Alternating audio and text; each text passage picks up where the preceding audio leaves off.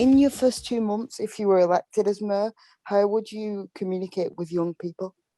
I'm going to build what we're doing. I think we are involving young people centrally in the work of devolution in Greater Manchester. So the Youth Combined Authority was the first specific panel I set up, and so obviously I'm committing to the continuation of that.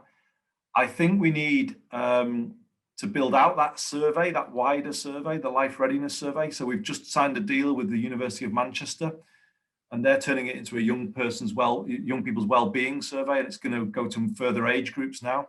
So that's something I'm really committed to as well. I mean, I'm open to further ideas, though. I put a lot of emphasis on this. The reason why I put emphasis on it, I was an MP for 16 years. Some of you might remember that.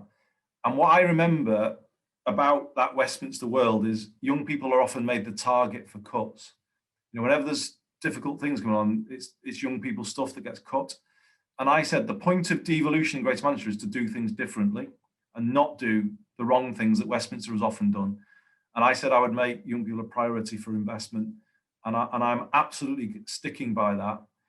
And before Christmas, I should say, Diane Madal, as I was saying before, did a big piece of work for us on the Young People's Task Force. And that listened to the voices of young people. She had a huge number of young people involved in that work. It talked about young people being connected, both with transport and digitally. It talked about young people being supported with mental health support services of the kind I've talked about tonight. Young people having the basics, food, and all of those things. How would you, I mean, I throw this back, how do you want me to communicate?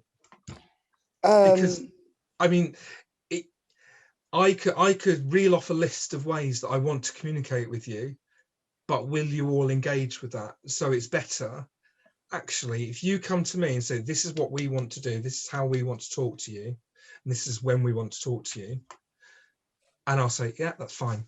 Yeah. Do you know what I mean? So that would be my comeback on that.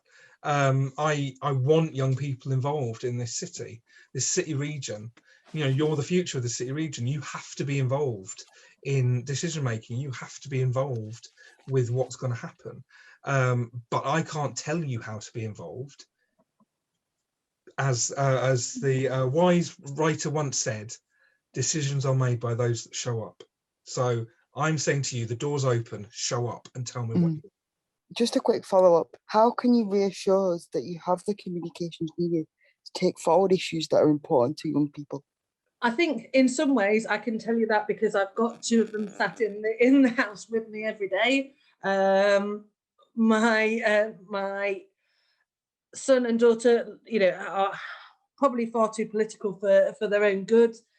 My son is presently on one of his Minecraft servers elected president, and spends a lot of time asking me to read his manifestos that he's written. I think sometimes he puts me to shame when he writes some of these documents that he comes up with. And that's come and that's been fostered because of the environment that he's been in and he's been brought up in, and where he's been empowered by me to understand what's going on around him and how he can fit in and where he can, find a home. And, worryingly for me, he's already started talking about how he can become an MP and what he'd do if he was Prime Minister. And, it took me till a lot older than 14 to get to there. So I say that somewhat glibly, but I don't mean it glibly. I mean that is something on a small level I have done.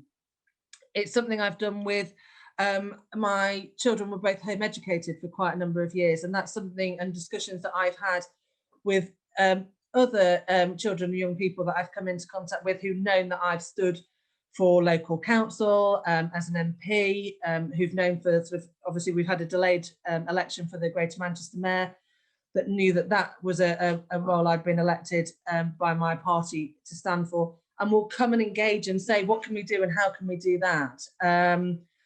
We've got as a party a very active Young Greens that come, and they have directed policy and they have impacted on us because of the way the Green Party runs.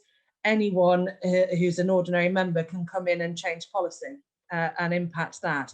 And that's something that we've had an awful lot of from our Young Greens, and they are very much empowered. So not just personally with my experience and how I've brought that out, but as a party and how our ethos works, that's something that's a really key element to that.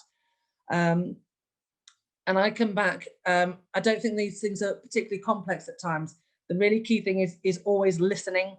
And it might sound like I'm sort of copping out with some of the answers to say it's about how we'd listen.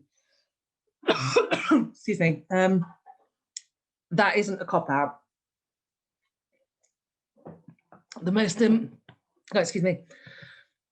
I think one of the most empowering things that you can do to any group of people is to listen to them and to hear them. And that's why I go back and start there so often, rather than just say I would do this because I know better. So that's why the sort of groups I've said with having this sort of meeting, let's do it. You know, if I'm in post on the 7th of May, I'm going to be emailing and saying, right, how do we set this up and how do we get this as a something going forward, and how do we expand it and make it a permanent part of my role, that I meet with groups of young people like yourselves.